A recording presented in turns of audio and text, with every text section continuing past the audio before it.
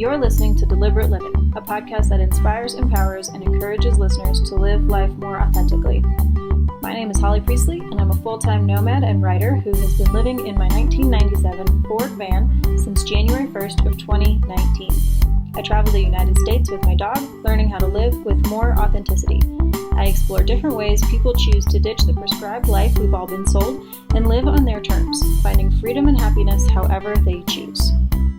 Hello, and welcome to another episode of the Deliberate Living podcast. I am your host, Holly Priestley, and this week my guest, Christine, is currently going through some transitions in her life. She was living in a few different vans over the course of 3 years. She is in the process of transitioning into moving into a condo that she recently bought. Very exciting. She's also self-publishing a book, which I'm super excited to talk about. And overall, she just lives one of those, fun, adventurous, deliberately alternative lifestyles that I love to talk about. So hello, Christine. Hi. And for the audience who maybe doesn't follow you on Instagram and doesn't know all about what you've been up to, why don't you give us a little bit of backstory about, what you were doing beforehand, how you got into the van the first time, etc. Sure. I graduated college in 2013, and I think that's the first time I had one of those aha moments of like, what am I doing with my life? We all go through school and we're told like, these are the things you need to do. And so I did them and I was really good at that school stuff. And so that was kind of like my main personality thing was like academics. And so as I went through high school, I always knew I would go to college, and that was really important to my parents. So like once I got into college, even though I realized pretty quickly that I wasn't enjoying it, I didn't really have the option to quit. I just had to like finish my degree. But after that, I was working in health insurance at a desk job. And I really just started to ask myself what the next thing was. And I realized that I had no idea, and that I had kind of fallen into this health insurance thing, and it obviously wasn't my passion. But I didn't know what my passion was. I didn't have any idea what it was that I would like rather be doing. And so I started to kind of look around and was, doing a lot of like surfing the internet at work. And I came across a blog about the Appalachian Trail. And I was not a hiker. I was not outdoorsy. And I just was like fascinated, not so much with the hiking itself, but with the culture around it and like the passion that people had for it. And this kind of like a deliberate life choice to say like, I'm going to stop what I'm doing and go hike for 6 months and like figure out who I am in the process. And it kind of seemed like a lot of the bloggers that I read about and a lot of the people who are on these forums, answering questions and talking about what they were doing really had like some idea about who they were. And I was reading that thinking like, these people have it figured out. I'm going to go do that. And then maybe I'll know what I'm supposed to be doing with my life. So really my entrance into that like world of thinking was backpacking. And so that was in 2013 that I discovered the AT. I went on the AT in 2015, and I hiked about 650 miles of the AT. My mom passed while I was hiking. And so like my journey of self-discovery kind of like just became something else, because when you're dealing with grief and loss, that kind of like, who am I? I'm 23 and need to figure out what I'm doing with my life kind of takes a back burner, I suppose. And so I then after the AT took some time, like visiting my dad before I moved to Denver. And Denver was another, like, that was my second phase of like, okay, I've gone and done this backpacking thing. I want to like be this outdoorsy person who does this thing.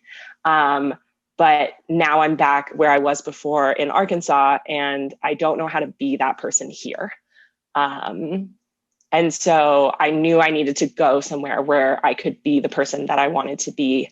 And Denver was just the next step on that journey. And I came to Denver, lived in the city for a couple of years and worked for an organic food company, which also was a huge journey for me in terms of like learning about health and taking care of your body, which I didn't know anything about. And then that's when I bought the van. And so I worked for a couple of years in Denver. I bought a van, and I kind of knew like, okay, I want to get this van ready and then like go do the van life thing. Cause it was kind of like just hitting its stride of popularity in like 2017. And so that was kind of the idea. And then I went on vacation to Australia for 2 weeks and did like a road trip in Australia with my friend. And I was like, oh, I can't go back to work after this. So I just quit my job when I got back and jumped in the van and took off. And that led to, I was probably on the road for the first 4, 5, 6 months, when I was feeling, again, a little lost. I thought that this van thing was going to like make me the person I wanted to be, in some ways. And I think a lot of us, like, we see that, right, the Instagram version of van life, and we think like, oh, it's so easy and it's so glamorous and there's so many people doing it. Like, I'll make friends right away and like meet all these cool people and do all these cool things. And if you don't really know like what you're trying to accomplish, as with anything in life, like you probably aren't going to accomplish anything. And so I kind of found myself like a little lost in van life at the beginning.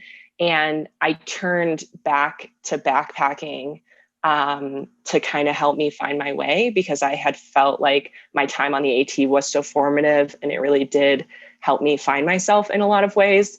And so I went and hiked the Wonderland Trail in Washington. And that's actually what my book is about, is my hike on the Wonderland Trail, and also like the journey that led up to it.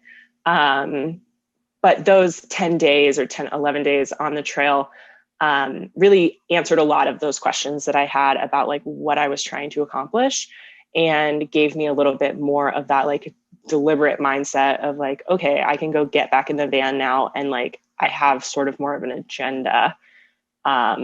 Almost in that it was the inspiration to write a book. And I was like, okay, now I can like be a person who's writing a book while living in a van, and not just a person who's doing ? While living in a van. Not just a person who's living in a van and like, that's it. That's all there is. Right. Yeah. There needs to be something like, you can't just be a person who's living in a van. Like, what are you doing in there? Yeah. Yeah. I think that's really interesting that like each part of your story is like, I want to be a person who does this thing, or I want to be this type of person. And so then your activities and therefore your lifestyle kind of like follow that. Like they get in line behind you. Like, this is who I want to be, and these are the things that I have to do to be that person.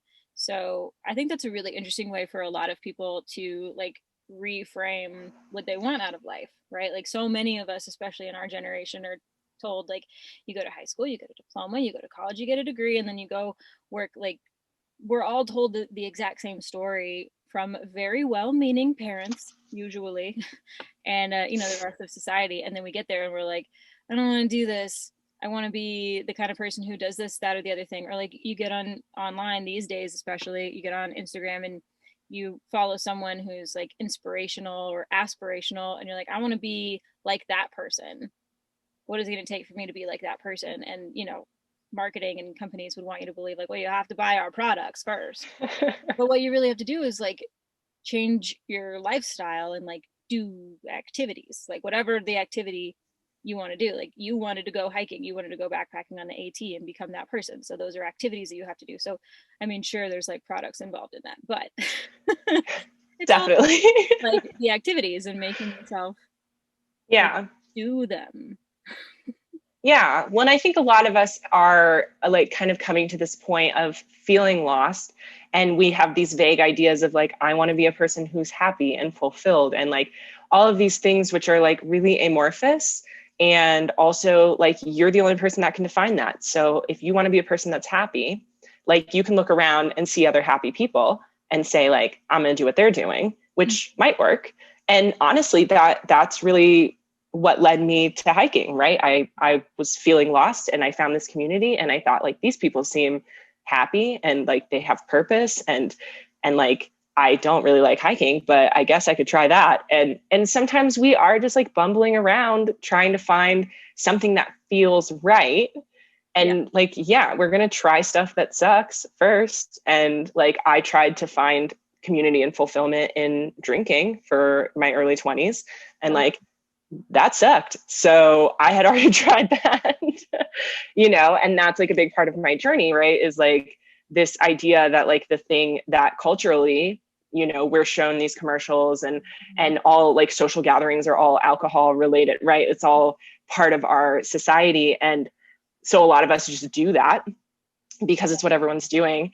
And then it takes kind of that awakening of like thought to go like, okay, I've tried this and it's not working for me.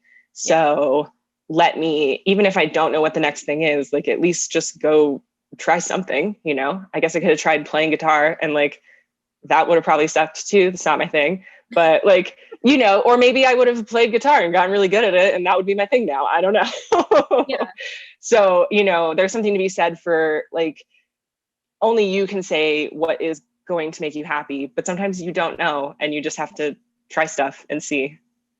Yeah, I think that in between, that like not knowing if it's going to work is what stops a lot of people, myself included, you know, like before you went on the AT, before you moved to Denver, before you moved into the van, before you did Wonderland, like before you did each of these things, was there a part of you that was kind of like apprehensive? Like, were you nervous? Like, everybody who's done the AT sounds happy and they figured themselves out on the trail and it was this really magical experience. So I'm going to go do that. Well, wait a minute. That's like a big thing. Like, did you ever get scared and like second guess that decision? I think once I had made the decision, I was pretty on course. But definitely I knew other people who hiked before that. And I had been forced onto some like really short, not that challenging hikes, but I hated it because I was not a physical person. And so to me, going out and hiking for 2 miles, I was like, this is hard. Like, why would you do this? And I had some really unpleasant experiences with hiking. And so I really don't know what it was that like triggered in my brain to be like, yeah, I could hike 2,000 miles. And just like, just because I need new direction in my life. I think part of it was I knew it was going to be hard. And I knew that that was like kind of the ass kicking that I needed in my life because I hadn't been doing anything hard. And I think that, you know, underneath it all, we all know that like the things that we're going to get the most satisfaction out of are the things we're going to work for. And even if you have like very little experience doing that, I think we all like still know it in our being, right? And I saw that as something like if I go do this, it will prove something about who I am and what I'm capable of, something that I need that affirmation to know. Yeah. So you weren't necessarily doing it to prove that to anybody else. You were just doing it to prove it to yourself because you were feeling lost and you needed to go do a hard thing to show yourself that you can do hard things. And maybe in the process of doing this hard thing, you like learn a little bit about yourself and that would be great. Yeah. And it was definitely about proving something to myself. I think also I wanted to be the type of person who enjoyed hiking. You know, I saw people who enjoyed hiking and they like weren't breathing hard and like their faces weren't red and they weren't sweating profusely and they like looked like they were having fun. And I'm like, okay, if I hike 2,000 miles, like by the end of that, no way am I going to be sweating like this, right? Like that, my body will change. I will be that person and not this person. Yeah. I did that. It's not true.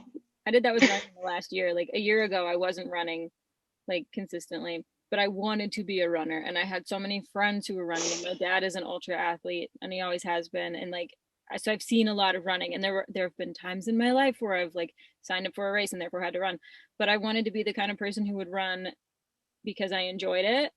And so like, I kind of forced myself, like all of 2020 was like, you're going to enjoy this. So help me. We are going running and we are going to figure out why people like it. And now, like, it's taken me almost a year, you know, probably like a solid 9 or 10 months. And I do enjoy it. And like, if I feel myself like getting anxious or I wake up in a mood or like, you know, whatever it is, it's like, all right, I'm gonna go for a run because it's like therapeutic and it's meditative and it releases endorphins. And I have become the kind of person who enjoys running and I'm happy about it. Have you become the kind of person who enjoys hiking? I am, yes. But caveat, I'm still the person that's sweating buckets. My face is still red. I still breathe hard. Like, none of that changed. Yeah. Now I can just like tolerate all of those things for 20 miles rather than for like half a mile, right?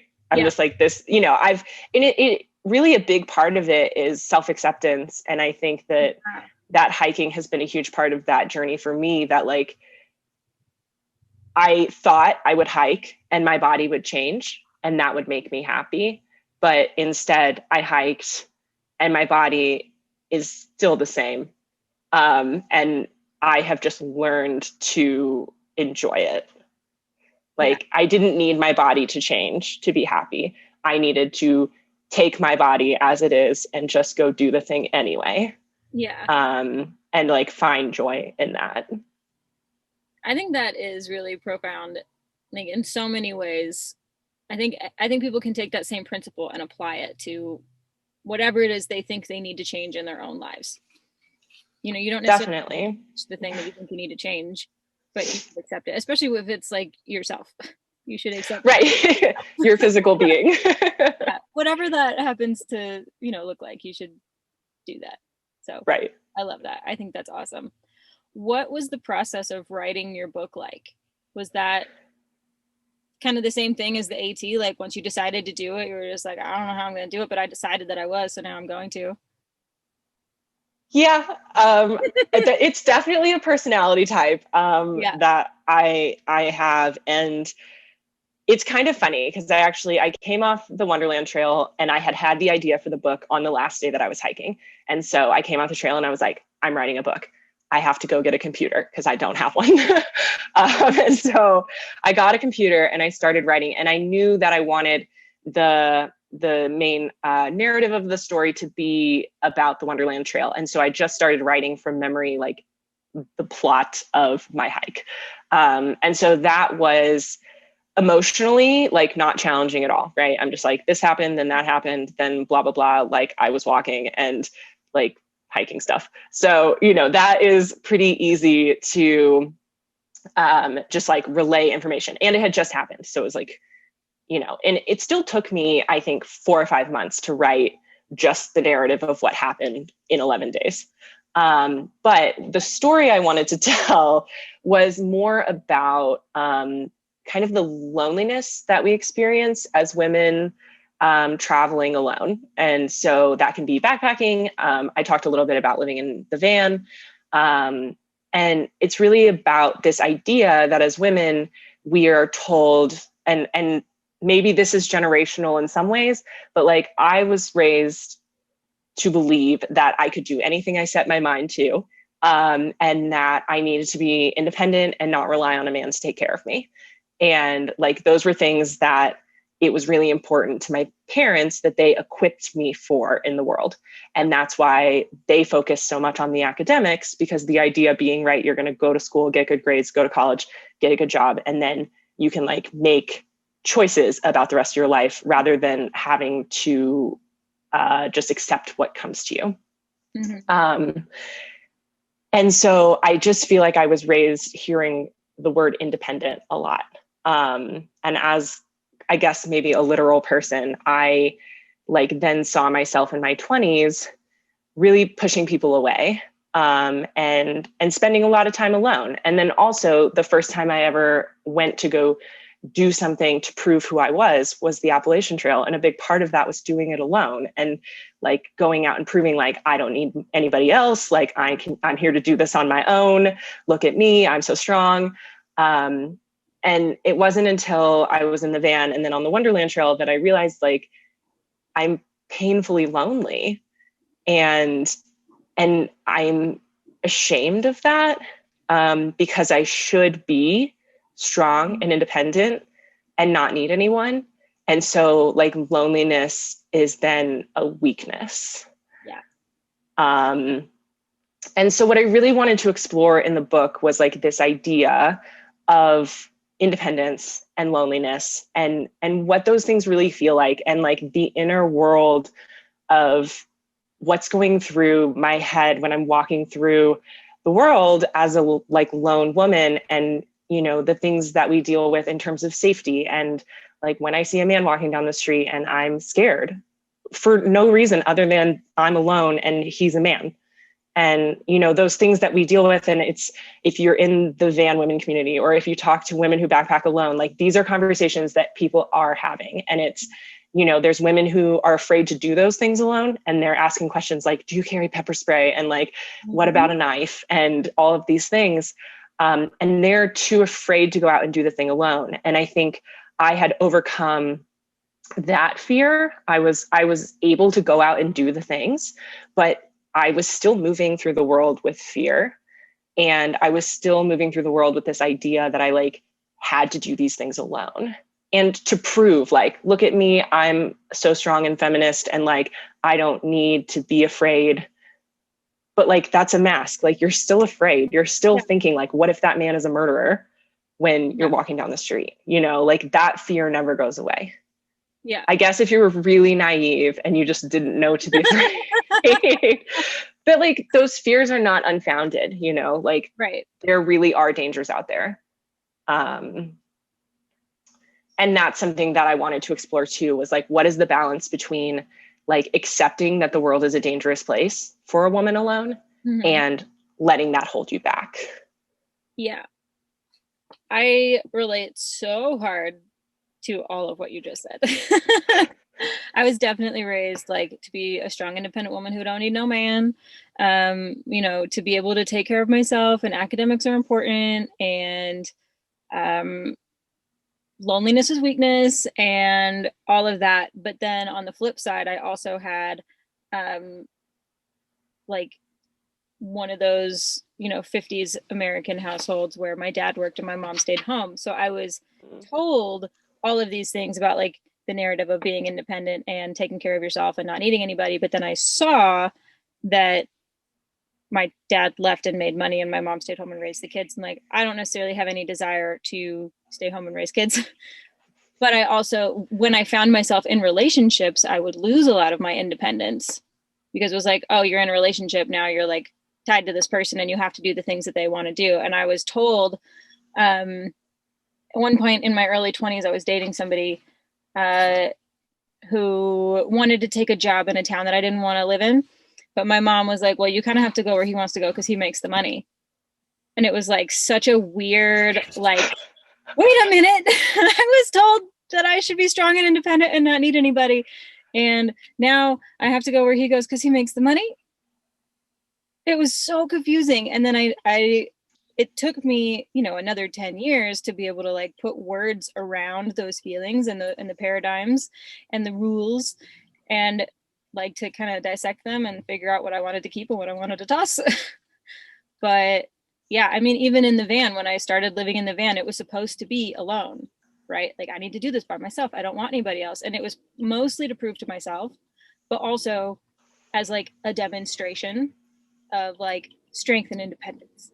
And when I started dating my partner, it took me so many months to like get comfortable with it, because I felt like I was losing part of my identity as like solo female van life, like solo woman on the road, like independent woman doing whatever she wants. Now she's like tied to somebody else, and I don't know how to do that in a healthy way because of all my previous experiences. And it was just this huge jumble of like confusion.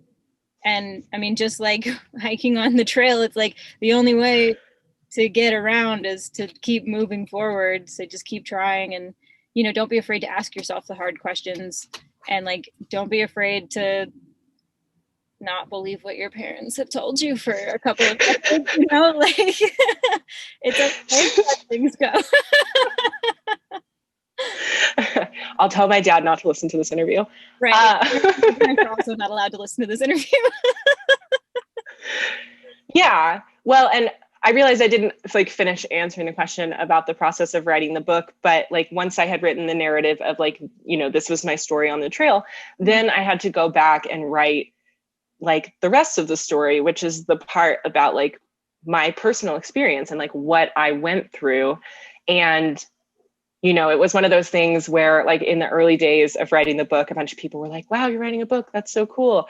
And, you know, when I talked about wanting to like publish it and like actually share it with people, and I'm not just doing this for my health, a lot of people were like, well, but you know, even if if it's not successful, like you'll still have the experience of writing it and like, you know, la, la, la. And I was like, sure, like that's great. And looking back on the last 2 years of my life when I was writing the book, I really dug up a lot of emotional stuff that I had kind of set aside and been like, okay, like that happened, but it's not like part of who I am.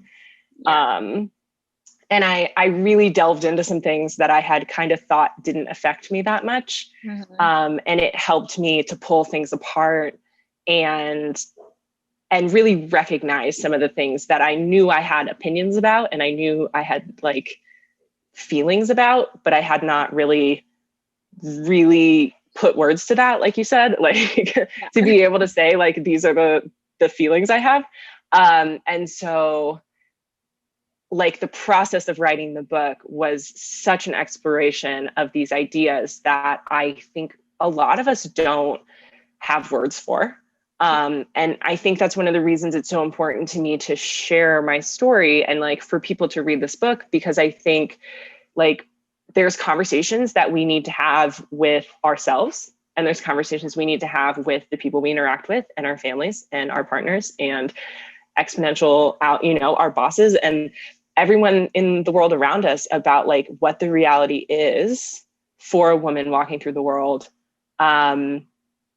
And what the inner world is, right? Yeah. And like, even, you know, my partner has read this book and my dad has read this book and my very good friend's husband has read this book, and they all like had kind of my mind is being blown by your inner thought world moments of like, why are you thinking this? And I'm like, every woman is thinking this. All women are thinking this. Like every time I pull over in a gas station with my van and I have solar panels on top and some guy comes up to me and is like, are those solar panels on your van?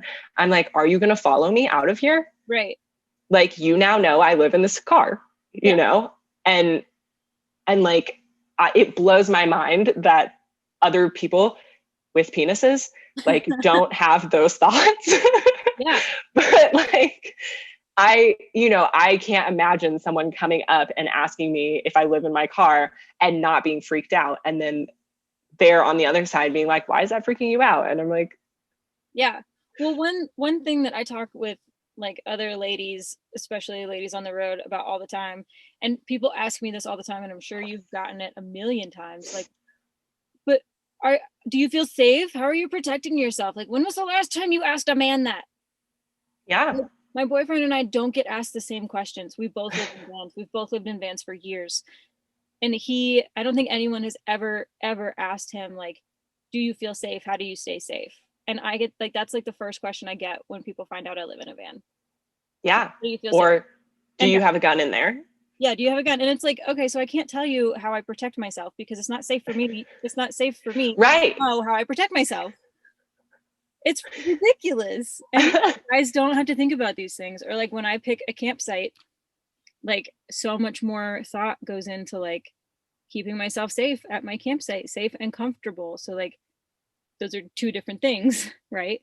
Yeah. And like my boyfriend, bless his heart, like just doesn't understand sometimes. He's like, why is this a big deal? And I'm like, I don't want, people to know that I'm here, or like I need access from my cab to my house. Like I don't want to have to get out of my driver's seat to get into my house part. Like I want to be able to do that smoothly without having to go outside, so people don't know that it's just me in here, like all these things that like they don't think about. It's fucking crazy. Absolutely. When I bought my last van, my dad went with me to like look at vans, and we there was one that had that like gate thing behind the driver's seat. So it was like a separate compartment. And so you would have to get out and go around. And my dad was like, oh, that's really nice for like security reasons. And I was like, No. what security reason? Like, I don't understand. Like, if someone's going to break into a van, it's for the stuff inside, not to steal your van. So they're getting in the back anyway, and you're back there. Yeah. So like, what is it keeping you safe from? I don't understand. And then I was like, plus then I can't get in. Right. You can't get through. And one of the stories I've heard about a woman like getting barged in on, she was living in the back of a truck. And so she had to get out and get in the bed of the truck.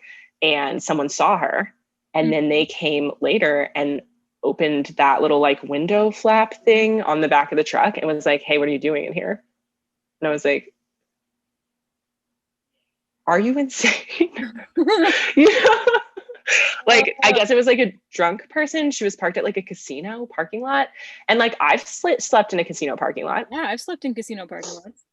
But I would never get out of my vehicle in a casino parking lot. Nope. No. And I have a dog that I walk, and I make sure like when I'm not in the wilderness, like I walk her and then we drive to where we're going to camp. Right. Because once I'm camping, I don't want to have to get out of the car. Yeah. It's just things like that. Or like, you know, me and my partner have been camping like out in Moab together in my van. And when we stop at like a grocery store to get groceries, he'll like open the back door fully so everyone can see in the van, and then close it and then be like, let's go in the grocery store. And I'm like, everyone in this parking lot just saw my house. Like, why are you doing this to me? All right. So I think maybe Alone in Wonderland needs to be required reading for men. For totally different reasons than it needs to be required reading for women. Yeah. And I mean, really, I wanted the story to be approachable for men. And I feel like it is based on the feedback I've gotten from the men who've read it. But it's truly a story about a woman's experience. And it's a story that I want to share because it's a really normal experience, right? Like, I've made these choices in my life to go backpack and to live in a van and do these things, but like, I'm a normal girl. I'm not an extreme athlete. You know, I'm not, you know, all these, you know, we read a lot of memoirs from people who are doing things that we're never going to do. Right. Yeah. And I feel like my story is a story about a bunch of stuff that anyone could do. And it really is like in kind of every woman, you know, experience of like, this is just what it's like moving through the world. You know, I may have made different choices about where to be and what to do than you have, but I think a lot of our human experience is the same.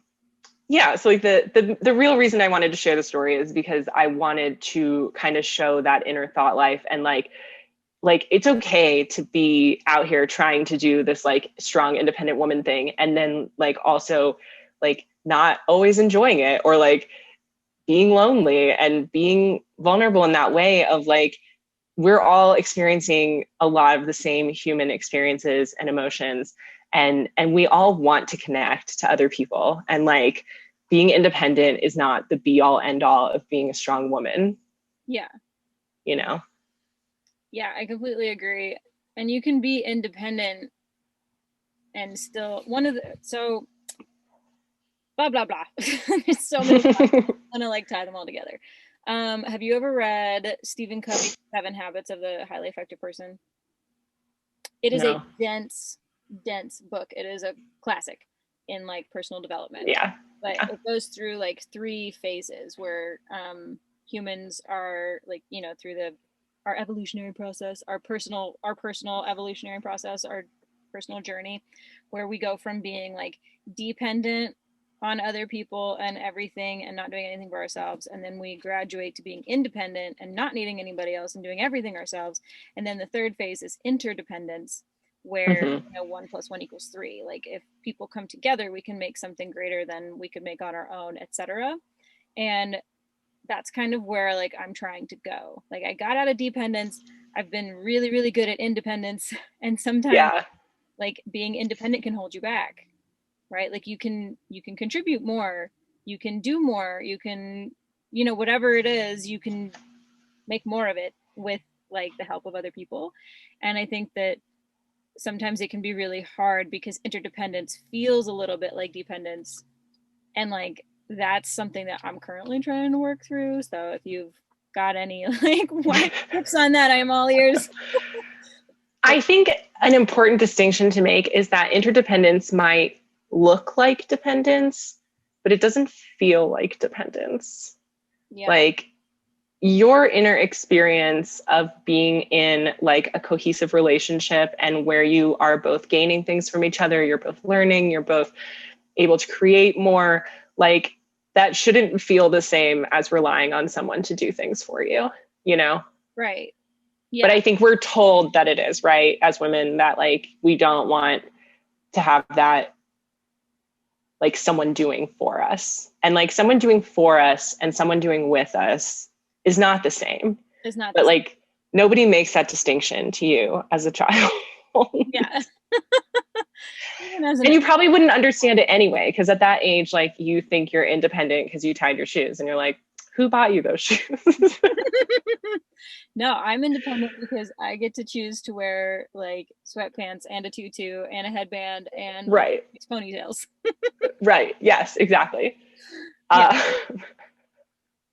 And I think that's part of where that like deliberate aspect comes in. I've been thinking a lot about deliberate like life in the last couple hours before this to like think about. And I think that's part of it, is like being able to look at your situation and say like, what am I trying to accomplish? What am I capable of? And like, what are the tools that I have at my disposal? And really like thinking through that process rather than just like, okay, here's the next thing that I was told I was supposed to do and I'm going to go do it. Yeah. But to like think about your choices more consciously. And I think, you know, not to like how to say this and not make it sound bad, but like the people in your life, your relationships and your connections are tools, you know, like whether you're using them to help you accomplish like an actual goal, or if you're using them to help you feel connected, like if the relationship itself is the thing you're getting out of that, you're still using that person as a tool to facilitate that relationship. Yeah, your relationship needs to serve a purpose. Right. Even if it's just like warm fuzzies, right? Like you need those things. Like we need those things. It's scientifically proven like connection is what keeps humans alive. Like babies that don't get touched by other humans die. Yeah.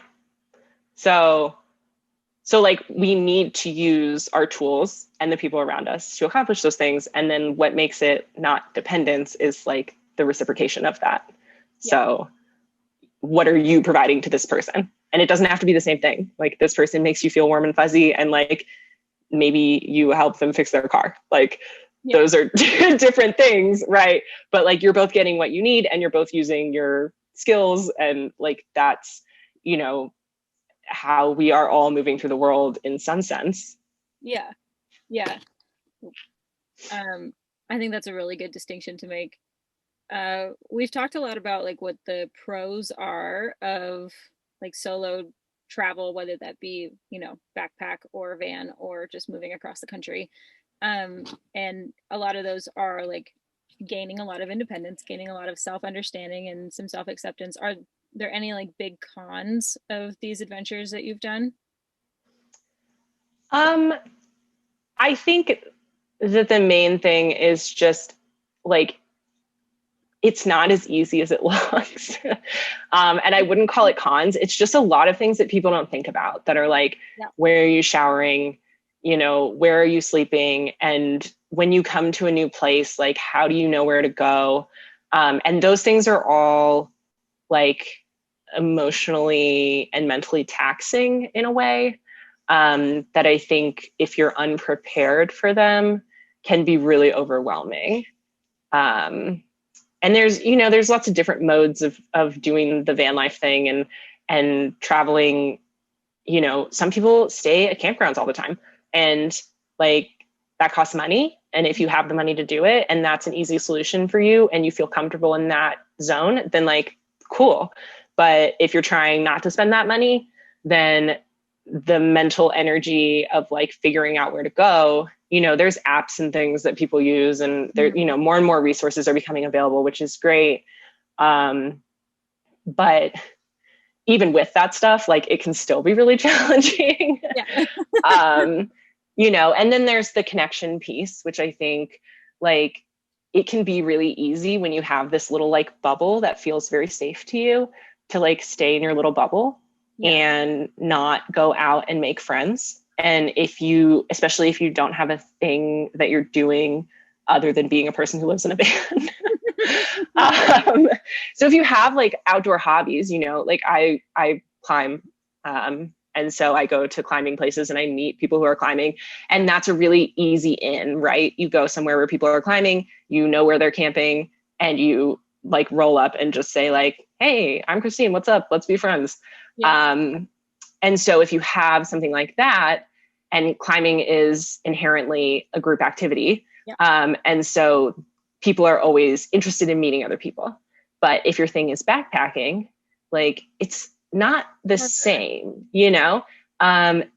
So then that's when you would go like on a long trail, like the AT, when everyone is meeting at the same time. It's really easy to be social and make friends because the community is all right there. But if you're driving around in a van and doing 2 and 3 day backpacking trips, like that can be pretty lonely. And that's where the community, and especially like this year, we've seen such a transformation in how people are relating to each other.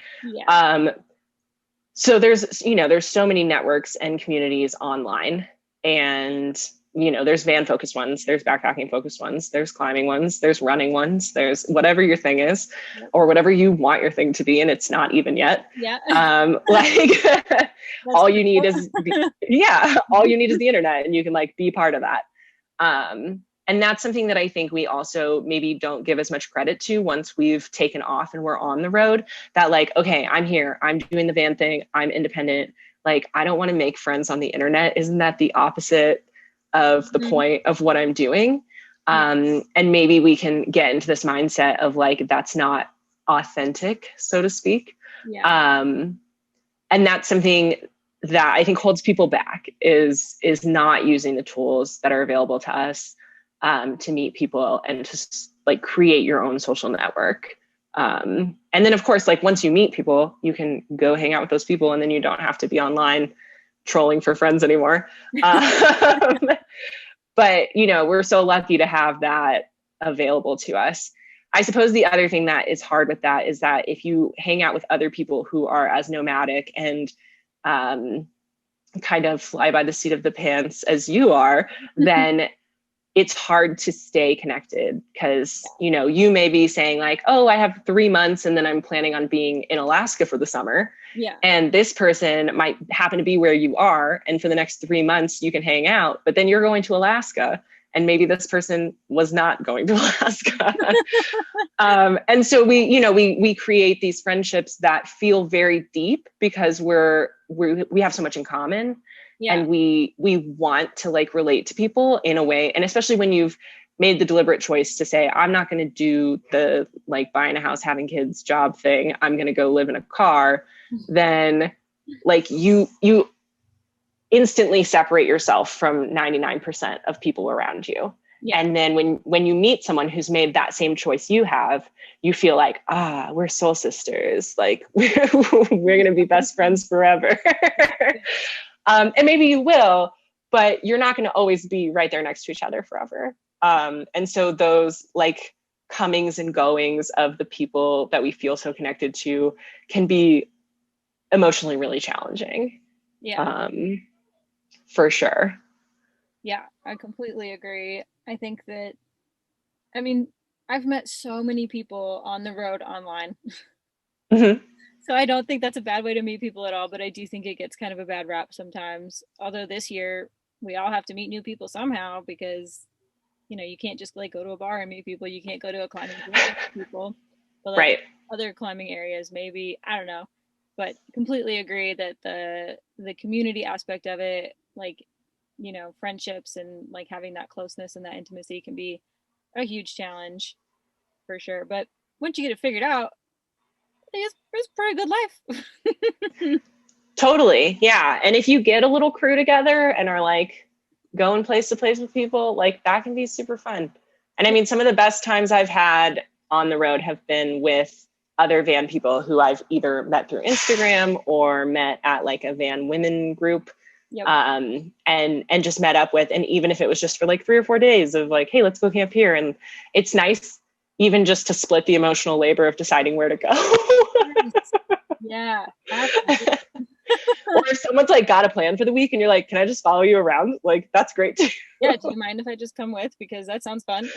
Because you've got a plan. I don't have a plan. Like, your plan sounds cool. I'm into that. So that can be, yeah. Totally. What kind of advice would you give to someone who is in that kind of like lost, limbo-y, treading water kind of space with like not really sure what to do next and need some direction in their life? Yeah. The first thing that I tell people when I have these conversations is usually like, who do you want to be? Mm-hmm. And like, fill in the blank. I want to be the type of person who, and that can be anything. It can be an activity. It can be like a mindset. It can be an emotion. And then once you know like who you want to be, like look at other people who are those things and see what they're doing, or think about the steps that you need to get to be that person. If you have one of these amorphous goals, like I want to be happy, like you got to dig deeper than that. Like, what is it that you think is going to make you happy? And this is where we run into all those toxic ideas about like, I'll be happy if I lose weight, or like, I'll be happy if I get this job, or like, there's just a lot of things that we societally attach to happiness. That I think if you really are looking to be a happier person, there's like more deep diving required. But I think that if you're lost and you need direction, a good direction is always just like any direction other than the one you're going.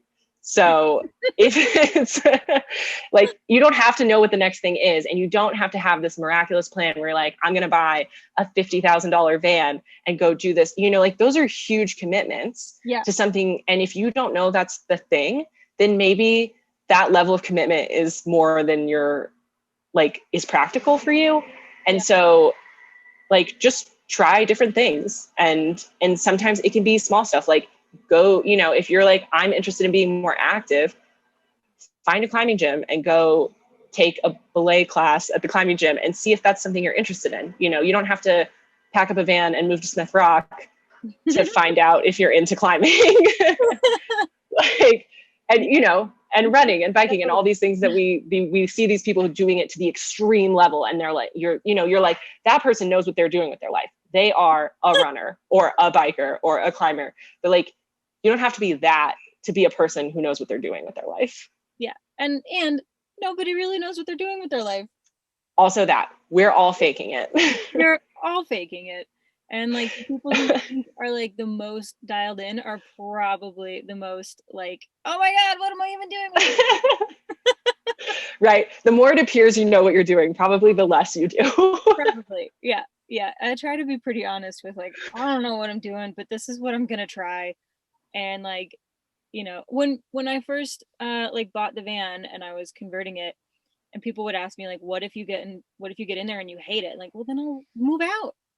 I'm not signing like this huge contract. I can stop doing it at any time. Like, yeah.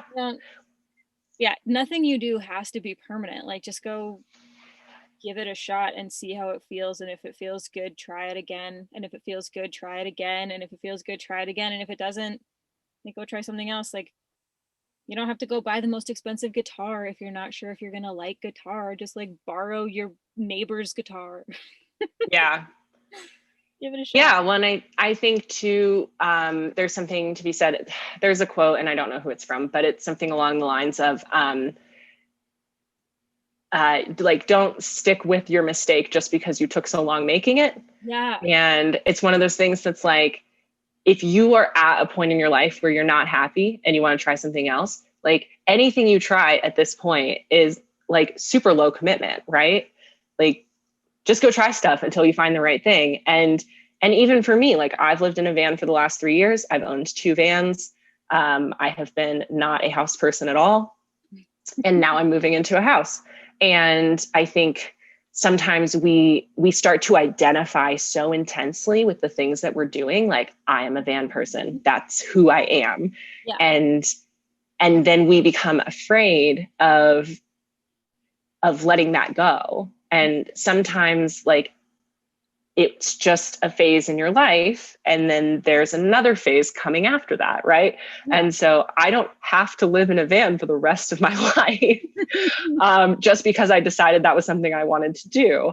And luckily, the market for vans is such that, like, if you buy a van and you hate it, you can sell your van, you know, and you can try something else.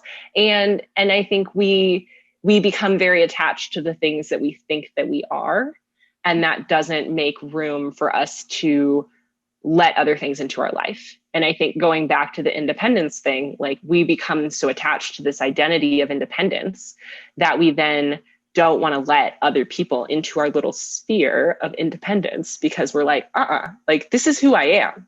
And if you come in here, you ruin it. Like, you ruin everything I've been working on. You coming into my bubble means I'm not independent anymore. And by God, I am independent. Yeah. Like, I have to be in here alone. That's who I am. I'm an independent woman. Mm-hmm. You know? Oh my God. I think that's brilliant. Write that quote down and put it everywhere so that I can keep seeing it. So committed to who we think we are, that we don't let ourselves, like, evolve. And, you know, life is just a series of phases. So yeah, the phase that you're totally. in right now is great. You couldn't have handled it 3 years ago, and 3 years from now, you'd probably be bored with it. Well, and yeah, and there's no saying you can't go back and do those things again, right? Like, I am moving into a house, but I know I'm not going to live in this condo for the rest of my life. Like, other stuff's going to happen after this. And, like, maybe I'll be a van person again. Maybe I will have enough money that I can have a van and a house, but that's just not the reality right now. And so those kind of choices, like, just because you're letting something go or setting something aside doesn't mean that you have to, like, remove it from your vocabulary, right? Like, it can still be part of who you are. And, like, my 3 years of living in a van very much shaped who I am. And just because I'm not doing that anymore doesn't mean I'm not that person anymore, you know? Yeah. Yeah. I love that. I think that's amazing. I could talk to you all freaking day, and we would have the longest episode that I have ever published. Christine, how can people find you online if they want to find out more about you and your experience and your book and all of those things? Yeah, so I'm on Instagram at Rugged Outdoors Woman. And I'm pretty active there and super responsive. So if you want to, like, talk to me, hang out, do whatever, I'm there for that. And then my website is aloneinwonderland.com. There you can purchase the book, and that's mostly it. You can read some other stuff that I've written. It's mostly just a website for the book right now, but I'm hoping to kind of get it up and running. I've got a mail list sign up if you're interested in hearing from me, or you can message me there. And hopefully I will be building some kind of platform to, like, do some sneak peek releases and stuff from the upcoming next book. And just kind of, like, keeping people up to date with what's going on. Yeah. Awesome. Love it. And I'll put a link to all of that in the show notes as well. Sweet. Yeah. Well, thank you, Christine, so much for being a part of this. Thank you so much for inviting me. And the next time I'm in Denver, we'll go grab a beer or a hike or something. Sweet. Awesome. Have a good day. Yeah, you too. Thanks. Bye. As always, thank you so much for tuning in to this episode of Deliberate Living. If you got value out of this episode, please go ahead and give it a thumbs up or 5 stars, whatever the rating system is on the platform that you're consuming it on. That really helps us get seen by other people who need and would also find value in this information. Please feel free to share this episode with someone in your life you know who could benefit from it as well. Maybe someone who's planning a through hike or a van life conversion or something of the sort. If you want to help offset some of the costs that go into making this podcast, I have a Venmo and a PayPal link set up. They are linked in the show notes. And keep an eye out for the 1-year anniversary of the Deliberate Living podcast. It will be coming up at the very beginning of March. So the week before, the last week of February, I will be running a series of giveaways, and one of those giveaways does include a copy of Christine's new book, Alone in Wonderland. So stay tuned, subscribe, hit the like button, all those things, and tune in next week for another excellent episode. Thank you. We've reached the end of this episode of Deliberate Living. You can find the show notes and everything we referenced over on my website, and be sure to subscribe wherever you listen to podcasts on YouTube, or sign up for email updates every time something new is published. I'll see you next time on Deliberate Living, and until then, keep your life on the DL too.